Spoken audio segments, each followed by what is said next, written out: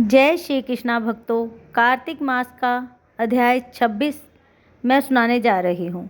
नारद जी बोले, इस प्रकार विष्णु पार्षदों के वचन सुनकर धर्मदत्त ने कहा, प्राय सभी मनुष्य भक्तों का कष्ट दूर करने वाले श्री विष्णु की यज्ञ, दान, व्रत, तीर्थ सेवन तथा तपस्याओं के द्वारा विधि पूर्वक आराधना करते हैं।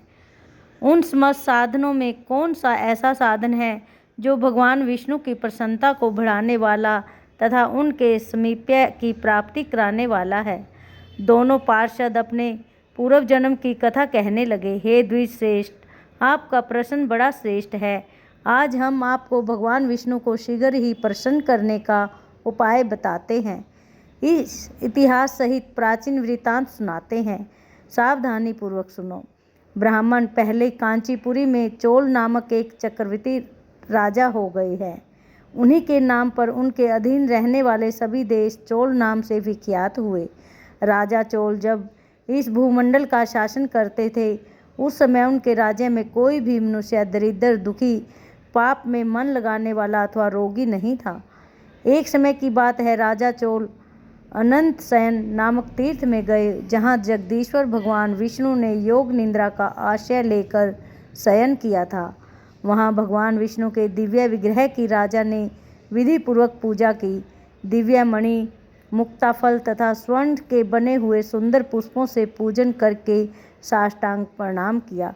प्रणाम करके ज्यों ही बैठे, उसी समय उनकी दृष्टि भगवान के पास आते हुए एक ब्राह्मण पर पड़ी, जो उन्हीं की कांची नगरी के निवासी थे। उनका नाम विष्णुदास था। उन्होंने भगवान की पूजा के लिए अपने हाथ में तुलसी दल और जल ले रखा था। निकट आने पर उन ब्राह्मण ने विष्णु सूक्त का पाठ करते हुए देवादिदेव भगवान को स्नान कराया और तुलसी की मंजरी तथा पत्तों से उनकी विधिवत पूजा की। राजा चोल ने जो पहले रत्नों से भगवान की पूजा की थी, वह सब तुलसी पूजा से ढक गई। यह देखकर राजा कुपित होकर बोले, विष्णुदास, मैंने मणियों तथा स्वर्ण से भगवान की जो पूजा की थी, वह कितनी शोभा पा रही थी। तुमने तुलसी दल चढ़ाकर उसे ढक दिया। बताओ, ऐसा क्यों किया? मुझे तो ऐसा जान पड़ता है कि तुम दरिद्र और ग्वार हो, भगवान विष्णु की भक्ति को बिल्कुल नहीं जानते।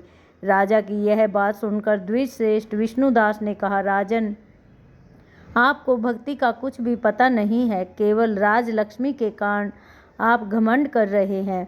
बतलाइए तो, आज से पहले आपने कितने वैष्णव व्रतों का पालन किया है? तब नृपश्रेष्ठ चोल ने हंसते हुए कहा, तुम तो दरिद्र और निर्धन हो, तुम्हारी भगवान विष्णु में भक्ति ही कितनी है। तुमने भगवान विष्णु को संतुष्ट करने वाला कोई भी यज्ञ और दान आदि नहीं किया, और न पहले कभी कोई देव मंदिर ही बनवाया है। इतने पर भी तुम्हें अपनी भक्ति पर इतना गर्व है। अच्छा, तो ये सभी ब्राह्मण मेरी बात सुन लें। भगवान विष्णु के दर्शन पहले मैं करता हूँ या ब्राह्मण, इस बात को आप सब लोग देखें, फिर हम दोनों में से किसी की भक्ति कैसी है, यह सब लोग स्वतः ही जान लें।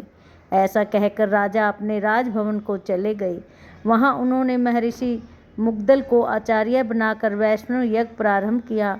उधर सदैव भगवान विष्णु को प्रसन्न करने वाले शास्त्रोक्त नियमों में तत्पर विष्णुदास भी व्रत का पालन करते हुए वहीं भगवान विष्णु की मंदिर में टिक गए। उन्होंने माघ और कार्तिक के उत्तम व्रतों का अनुष्ठान, तुलसी वन की रक्षा, एकादशी को द्वादशाक्षर मंत्र का जाप, नृत्य, गीत आदि मंगलमय आयोजनों के साथ प्रतिदिन षोडशोपचार से भगवान विष्णु की पूजा आदि नियमों का आचरण किया। वे प्रतिदिन चलते फिरते और सोते हर समय भगवान विष्णु का स्मरण किया करते थे। उनकी दृष्टि सर्वत्र सम हो गई थी। वे सब प्राणियों के भीतर एकमात्र भगवान विष्णु को ही स्थित देखते थे। इस प्रकार राजा चोल और विष्णुदास दोनों ही भगवान लक्ष्मीपति की आराधना में संलग्न थे। दोनों ही अपने अपने व्रत में स्थित रहते थे और दोनों की ही संपूर्ण इंद्रियां तथा समस्त कर्म भगवान विष्णु को समर्पित हो चुके थे। इस अवस्था में उन दोनों ने दीर्घ काल तक समय व्यतीत किया। हरि ओम। शेष आगे।